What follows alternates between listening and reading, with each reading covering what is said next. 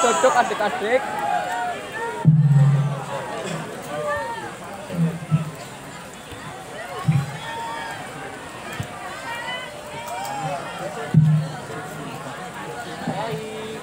Assalamualaikum warahmatullahi wabarakatuh. Waalaikumsalam warahmatullahi wabarakatuh. Bismillahirrahmanirrahim. Alhamdulillahirabbil alamin wa kafa. Wassalatu wassalamu ala nabiyyil mustafa sayyidina wa maulana Muhammadin al-mujtaba wal muqtafa wa ala alihi wa ashabihi ahli sidqi wal wafa. Amma ba'du. Janabal Kurama, para alim, bapak-bapak kiai, ibu-ibu nyai, para sesepuh, bil khusus pengasuh, pimpinan pondok pesantren Darul Hikmah Islamic Boarding School bersama keluarga, asatidah yang kita taklimi, pejabat pemerintah baik dari sipil, TNI, Polri, dalam semua jabatan, strata dan tingkatannya, semuanya yang kita hormati, tokoh-tokoh masyarakat, para tamu undangan, Ahbabul Mustafa yang kita cintai, adik-adik santri, bapak ibu wali santri, seluruh jamaah, mudah-mudahan perubahan nama dari pondok pesantren Darul Hikmah menjadi Darul Hikmah Kutoarjo Islamic School ini benar-benar membawa maslahah, manfaah, barokah fitini wa dunya wal akhirah. Bagaimanapun cikal bakalnya adalah pondok pesantren. Dari dua kata, pondok dan pesantren. Pondok itu berasal dari bahasa Arab funduk. Funduk artinya hotel atau penginapan. Tapi karena lesan Kutoarjo mau melafadzkan funduk repot, ya dibaca pondok.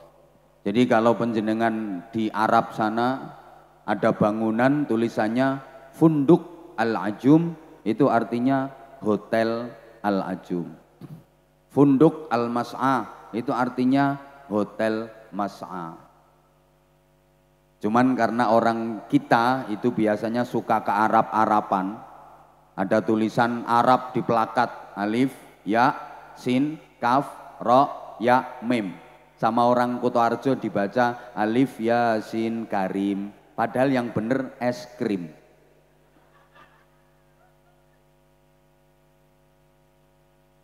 Pesantren ini dari kata dasar santra yang itu berasal dari bahasa India kuno. Artinya santra itu orang yang disucikan, yang berhak menafsirkan kitab suci. Bangsa India kuno itu punya kitab suci namanya Red Veda, Artava Veda, dan Samaveda. Iki najan ta'awur sampean ya ora ngerti. Yang boleh menafsirkan hanya kelompok orang-orang yang disucikan, namanya santra. Selain kelompok santra tidak boleh menafsirkan kitab suci Red Veda, Artava Veda, dan Samaveda. Kalau dibawa ke Indonesia yang mayoritas penduduknya beragama Islam, kitab sucinya Al-Quran, kelompok orang-orang suci disebut santri. Maka yang berhak menafsirkan kitab suci Al-Quran hanya santri, orang-orang yang berjiwa dan berakhlak santri. Tolong, kalau ada orang berani menafsirkan ayat Al-Quran tapi dia bukan santri, jangan didengar. Akeh keliru nih. Halo, halo. Kalau diurut, ini kayaknya ada wajah-wajah kecewa dan wajah-wajah gergeten sebab saya terlambat.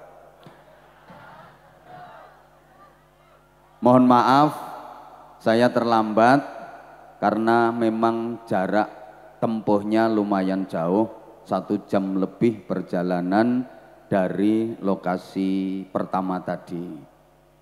Bener, serius. Saya di Patwal pakai forerunner. Tadi juga nggak mampir karaoke, nggak mampir biliar dulu juga nggak, langsung ke sini dan tahu sendiri kan, yo ramangan se, langsung munggah. Saya terima kasih, kirain waktunya udah malam, turun hujan pula, jamaahnya sedikit. Ternyata yang nunggu, yang setia masih subhanallah. I love you semuanya. Subhanallah, bahkan dari Pekalongan hadir. Ibu bapak para jamaah, kalau kita urut sejarahnya mulai zaman Nabiullah Ibrahim alaihi salam, Allah ngutus nabi dari bangsa Arab Selatan, namanya Nabi Hud, diberi kaum Ad. Karena nakal-nakal, kaum Ad dihabisi sama Allah, gagal di Arab Selatan. Allah mengutus nabi dari bangsa Arab Utara, namanya Sholih alaihi salam, diberi kaum Tsamud. Sama karakternya nakal-nakal, akhirnya kaum Tsamud pun dihancurkan oleh Allah. Di Arab Selatan gagal, di Arab Utara gagal. Kemudian Allah ngutus nabi la min kidul wala min lor, dari bangsa Arab Tengah, dipilihkan dari suku yang terkenal paling fasih lesannya, paling gagah postur tubuhnya, paling ganteng wajahnya, namanya Ibrahim alaihi salam, dari suku Arya. Sehingga dikatakan Ibrahim Rasulullah wa Abul Arya. Nabi Ibrahim itu utusan Allah dan bapaknya bangsa Arya, bangsa ganteng. Ma arsalallahu rusulan illa wa hasanal wajhi. Allah tidak mengutus orang nabi pun kecuali berwajah ganteng. Mboten wonten nabi sing mboten bagus nih. Nah sekarang kalau al ulama warasatul anbiya, kiai pewaris nabi, mang titeni kiai niku mesti ganteng-ganteng. Walaupun bukan syarat, tapi pantese kiai niku ganteng. Lamun orang ganteng, yen wis dadi kiai, metu gantenge. Ayo delengen rupaku delengen. Gantenge ora neng ngangeni. Buktinya kamu masih tetap setia nungguin aku.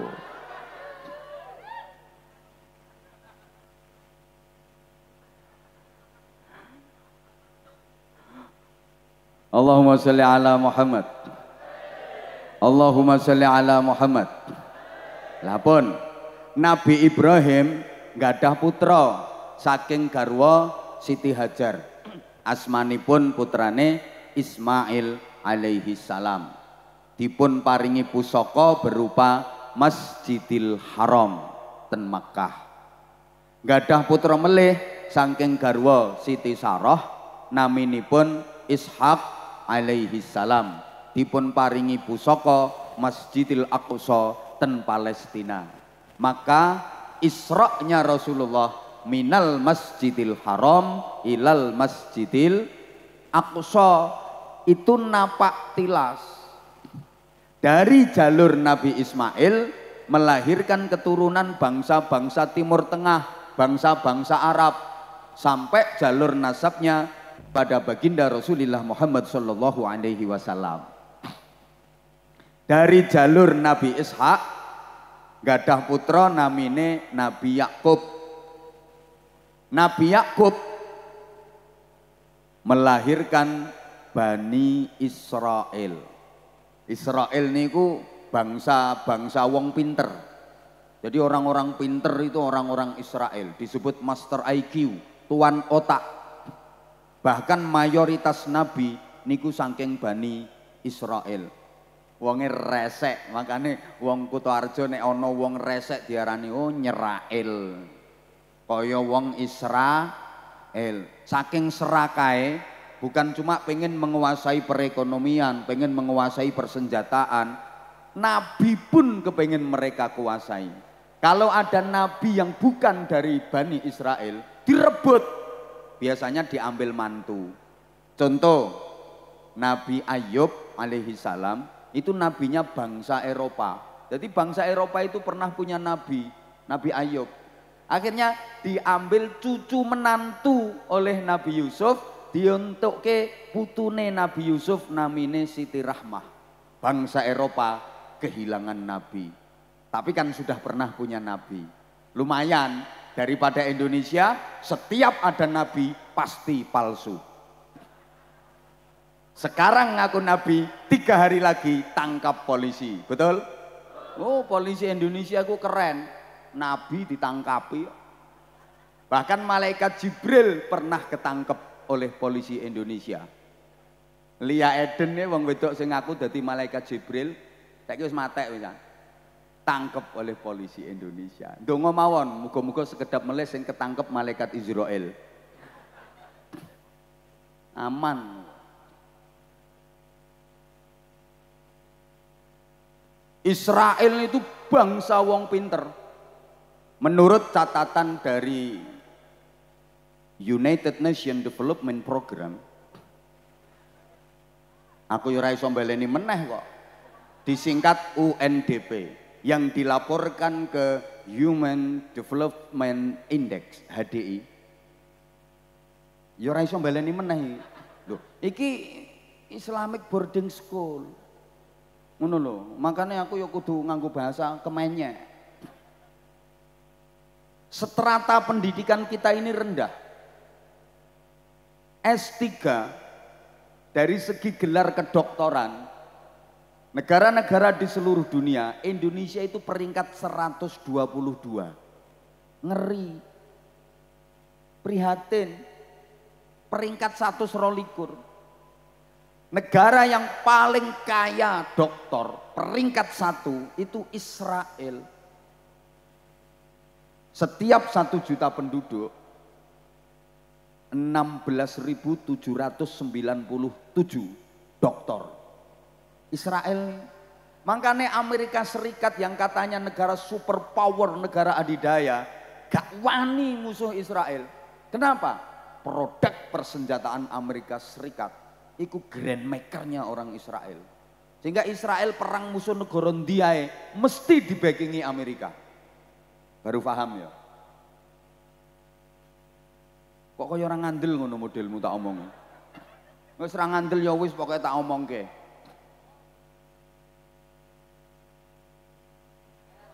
Loh, Amerika Serikat itu setiap 1 juta penduduk, dokternya cuma 6.600. Jepang 6.300-an. Jerman 5.400-an. Yang saya heran itu India. India itu termasuk negara miskin. India itu setiap 1 juta penduduk, doktornya itu 3.700. Padahal India itu hobinya cuma nyanyi, bro. Mangan nyanyi, ngising nyanyi, nikah nyanyi, jotosan nih lo karo nyanyi. Lo gitu? India. आगे कुले हो या हो बन बितारे उनका गीता है. Aku sing paling apel iki kucek-kucek kotange. Tumpai wae lumai wae bojone dhewe kucek-kucek kotange. Paling apal aku. Lu ngono kuwi setiap 1 juta penduduk 3.600-nya dokter. Indonesia setiap 1 juta penduduk dokternya swidak loro. Lumayan. Itu pun yang separuh 50%-nya dapat gelar doktor karena kuliah. Yang separuh tuku. Indonesia ki wonge lumayan pekok. Jadi ana wong ditawani, sampean ora usah kuliah, tak paringi gelar doktor. Ngono ku jawabane entek piro. Ngono. Iki Indonesia. Ora tahu kuliah, ditawani gelar sarjana. Ki nek wong pinter, moh ora kuliah kok sarjana. Nah, aku bola-bali ditawani ngono kuwi. Nggo apa?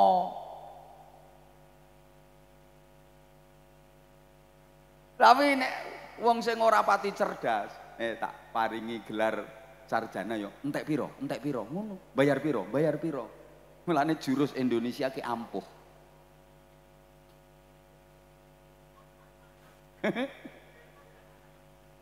Allahumma sholli ala Muhammad. Tapi kita nggak perlu berkecil hati. Walaupun Indonesia miskin doktor, miskin S3, tapi kita kaya sesuatu yang patut dibanggakan, yang tidak dimiliki oleh negara luar sampai Amerika, Jepang, Israel nggak punya. Apa itu? Dukun.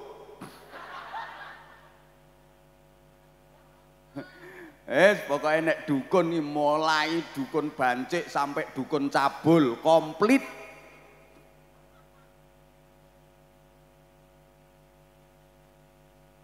Maaf, Allah ya Karim. Ngapunten, Bapak jenengan yang datang ke sini naik motor Honda. Wih dudu produk Kutoarjo. Honda wi Jepang. Yamaha Jepang, Toyota Jepang, Kawasaki Jepang, Suzuki Jepang, pecel Medion, Wingko Babat, soto Lamongan, jenang Kudus, gudeg Jogja. Jadi kuntum ummatan badokan lillahi ta'ala. Wis to sak karepku ndalil apa kok ndalil apa kuwi. Padahal harusnya rungokke sik to dalile. Harusnya kan kuntum khaira ummatin. Kok dalil apa kuwi? Kalian adalah umat yang terbaik. Tapi dari sisi mana kita baiknya coba? Indonesia prestasi yang membanggakan itu paling 1 bulu tangkis, 2 pencak silat. Apa meneh? Oh ngapusi. Allah, sumber semua ilmu itu dari Al-Quran. Al-Quran milik kita, punya orang Islam. Negara di dunia dengan jumlah penduduk terbesar beragama Islam adalah Indonesia. Harusnya yang jadi umat terbaik itu Indonesia. Siapa yang punya an-nadzafatu minal iman? Kita. Di mana-mana ditulis kebersihan adalah bagian dari iman. Innallaha yuhibbut tawwabina wa yuhibbul mutatahhirin. Tapi hasil survei, kota di dunia ini yang paling terjaga kebersihannya adalah Tokyo dan Singapura. Kota mana yang paling songkroh, kemproh dan jadi langganan banjir? Masya Allah. Di mana-mana ditulisi an-nadzafatu minal iman. Sampai yang masjid tulisannya an-nadzafatu minal. Ayo mlebu jedinge masjidmu. Kok pesinge 17 derajat. Ana telek cecek ning jero masjid iki ora disuceni, malah dibunderi kapur. Wer. Ming ditulisi awas telek. Ngono kok an-nadzafatu minal iman. Yang mempraktekkan marah orang lain. Saya kapan itu ya pas ke Singapura. Sapa sing takon ngopo mrono kuwi? Rungokke, aku nyang Singapura kuwi ngarit. Ngopo mrono? Ngene-ngene sering diundang ke luar negeri, Bro. Ora kok pamer. Kuwi sing ngundang goblok. Wong kaya ngene kok diundang. Tapi nyatane bola-bali iki leh ngundang. Ayo, kowe wis tahu kowe. Wong seragammu ae urung lunas nganti saiki. Soale tanggapanmu ora sumbut. sama panitia saya diajak healing. Naik kapal pesiar di sungai besar. Ya mesti masuk naik kapal pesiar no puskesmas. Masya Allah, saya itu kagum betapa air sungai di Singapura itu bersih, jernih, bening. Saya nyari sampah, mau kertas, plastik, botol, bekas air minuman, gak ada. Bersih, jernih, sampai iwak-iwak cilik, iwak gatul lho ketok. Kali Singapura. Lah nek kali Kutoarjo kan ra ketok banyune. Ketutupan sampah, plastik, botol, ono BH, ono pembalut wanita, isek ketambahan vitamin T. Terimpul. Maaf, kita kan yang punya as-sariqu was-sariqatu faqta'u aydiyahuma. Maling lanang wadon potong tangannya sebagai hukuman. Ini kalau di negara yang menerapkan syariat Islam dipotong bener tangannya. Tapi kalau di Indonesia potong kesempatannya supaya nggak nyolong lagi. Penjara carane. Ngono. Tapi sing akeh no kene iki ora dipotong kesempatannya, potong masa tahanannya. Rasa guyu dan wong harusnya potong kesempatannya malah dipotong masa tahanannya. Soalnya suge. Suge. Lah nek maling bangsa ngene-ngene iki. Kowe no persidangan Anda dikenakan pasal sekian, dok, dingkluk, klimpruk, ora iso ngopo-ngopo kowe. Lah nek wong sugih, Anda dikenakan pasal sekian, berapa harga pasalmu? Ngono. Wis to rasa bengak-bengok sapa-sapa ya wis. Rungokke. Yang punya kita. Tapi kenapa maling masih bergentayangan? Maaf. Negara yang paling aman dari kriminal dan pencurian itu New Zealand. Selandia Baru sama Belanda. Hampir nggak ada maling di sana. Taman nggak ada barang kok keleleran no pos, no gardu, no pos jaga, pos ronda. Telung dino aman ora ono sing jukuk. Ngono. No Kutoarjo. Lho wis dikempit lho sik disaut karo cah iki.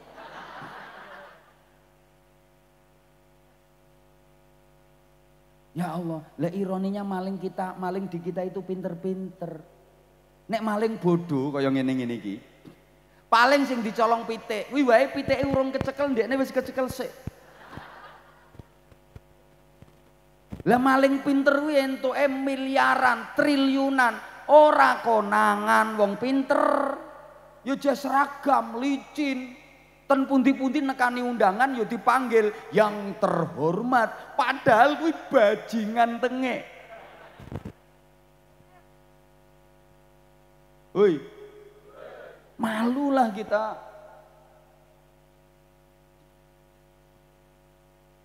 Ya wis padha meneng ae. Coba dari segi apa lagi? Dari sisi budaya, konsolidasi budaya. Kita juga kalah. Indonesia ini mayoritas beragama Islam, tapi objek-objek wisata tidak mencerminkan objek-objek wisata keislaman. Pangapunten. Kita ada objek wisata religi, paling yo nang kuburan-kuburan ngono gitu. Objek wisata religi di kita itu kan kuburan-kuburan gitu. Ya Allah. Dengan tak ceritani yo. Spanyol. Ngertos Spanyol? Ya. Lore Kebumen. Wih ngalor terus ngono. Paling leh becak ya 7 tahun. Loh. Itu mayoritas penduduknya beragama Kristen. Tapi objek wisata yang terkenal di sana itu milik orang Islam. Islam pernah sukses membangun konsolidasi budaya di sana. Rusia, negaranya Vladimir Putin, malah mayoritas masyarakatnya komunis. Tapi objek-objek wisata di sana punya orang Islam. Pernah ada ulama besar, Imam Bukhari, Abu Abdullah Muhammad bin Ismail bin Ibrahim Al-Bukhara, perawi hadis Imam Bukhari, itu orang sana, Turkistan. Bukhari, Rusia, perawi hadis. Bukhari Kutoarjo, dodol soto.